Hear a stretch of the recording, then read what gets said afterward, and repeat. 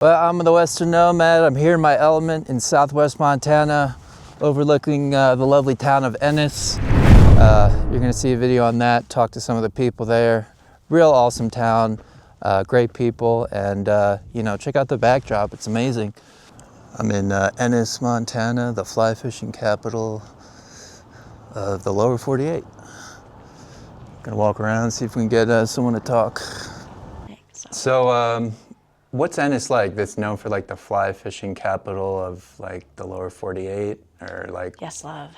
It's not only known as like the, I guess, fly fishing and fishing capital, I guess, not like of the world, but of like the Western United States at least. Right. But it's mainly known for its like water conservation too. And a lot of people dedicate it to have not only fresh preserved water for us locals, but everyone who comes and visits and the wildlife around here to make sure that, well, not only their sanctuary and their environment's not disturbed, but to make sure that we can track their progress and see how much it's expanded. It's important, especially what's going on with our environment. Oh, especially with the trout. Yeah, I know the trout's big. We got to study them. Where did you come from? Oh, born and raised here. Okay. Yes, love. And then I moved to Vegas to get certified in makeup artistry. Okay. Then Missoula, and studied photography at Rocky Mountain School of Photography. Very good. Then I'm here doing professional product photography for top shelf botanicals as well as the managing. Very good. Yes, like what brought you back here? I really enjoy just the nature. I missed that tremendously when I moved, and it was ungrounding. I wouldn't say it's the best word. I did like the desert, but I'm used to seeing like my moose and like eating off my apple tree and just seeing like greenery. Again, the greenery and just I feel like the quiet. I really miss the quiet. That was the best part. Yeah, it's a certain kind that lives here, and I love when I live in Denver and I come up here, and it's just like a big escape. Very similar way actually in Denver, except probably not as much crime here, thankfully. Yeah, it's you're a lot better here. Yeah, agreed. So what are the challenges living here? You've been here a while. Like, are there certain like things that kick a lot of people out here that try to move here, and they're like, well, I don't know if I can handle the weather or what? Mm-hmm. Yeah, the weather is definitely one of the top challenges around here, especially when it comes to driving. Not to like put any disrespect on the city folk, but it is hard because like the ice and obviously very, very frigid temperatures, like below zero, it can like startle other folk that aren't used to the area. Yeah, you gotta learn how to drive in the snow if you're living out west. You know, it takes time. But it's been very dry this year, so actually everyone who's been coming through are like, oh, where's the snow? So sometimes it's actually the opposite, so they're wishing for the snow, and the snowmobilers are like, oh my gosh, where are they? Yeah, it's weird. That's what brings most of the traffic here. Okay. Yeah, in the winter at least. It's weird because in Colorado, like we're having like one of the driest spells we had forever, and like even the ski resorts are lacking snow. Okay, that's similar here as well. Actually, we've ski season started.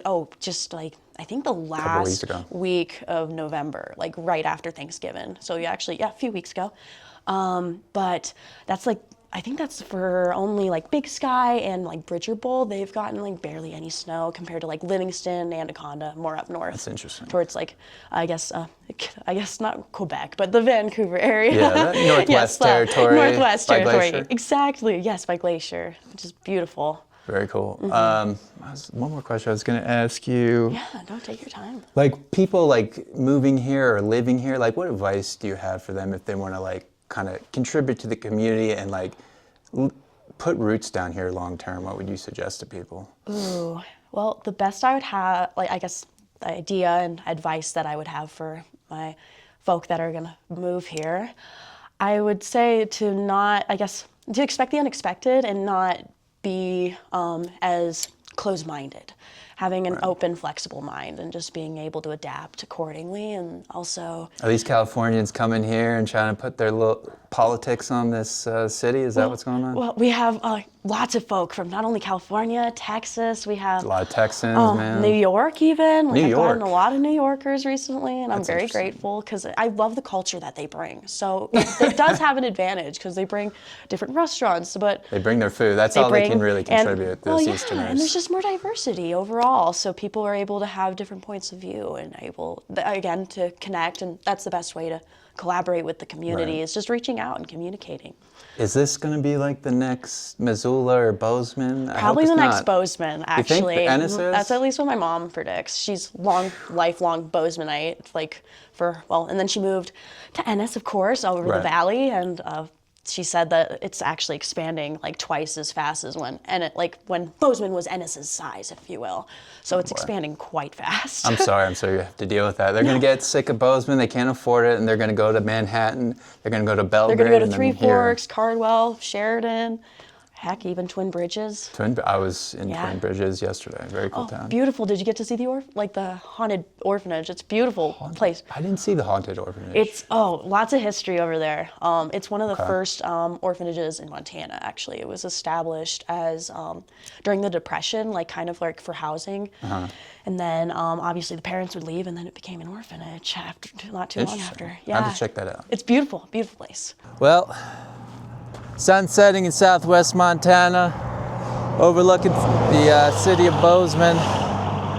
Thank you for watching my channel. Thank you for subscribing. If you want to see more cool sites, amazing sites like this, subscribe to my channel. I'm the Western Nomad.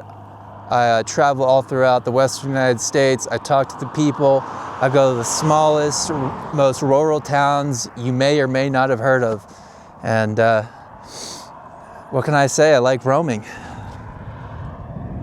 Perfect cotton candy sunset.